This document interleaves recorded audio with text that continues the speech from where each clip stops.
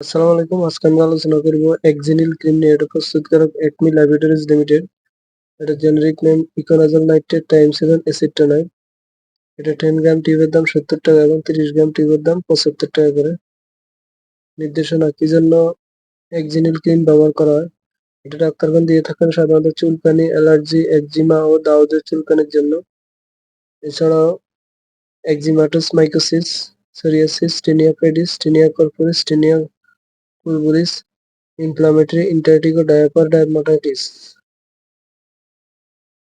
বিবরণ: এই ক্রিমটি একটি বিশুদ্ধ বনানীল ছত্রাকরোধী যার প্রদাহরোধী, চুলকানিরোধী, অ্যালার্জিরোধী প্রভাব রয়েছে। এই ক্রিমটি একটি শক্তিশালী ছত্রাকনাশক, ইকোনাজল নাইট্রেট এবং ব্যাকটেরিয়া রোধী কার্যকারিতাকে উদ্বুদ্ধ এবং মারাত্মক পদার্থ প্রশমিত করার লক্ষ্যে ট্রাইসিনল অ্যাসিটেনোইড এর সমন্বয়ে প্রস্তুতকৃত বলে গ্রাম পজিটিভ জীবাণু ছত্রাকের মিশ্র সংক্রমণ একজিমা পুনঃপ্রদায়ে উল্লেখযোগ্য প্রভাব রাখে এবং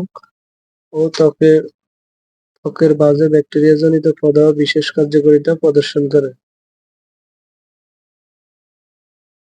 মাত্রা ও সেবনবিধি: এক্সিনিল ক্রিম ডাক্তারগণ দিনে 2 বার দিয়ে থাকেন, সকাল একবার এবং সন্ধ্যা একবার। এছাড়াও ডাক্তারের পরামর্শ নিয়েই ব্যবহার করতে হবে।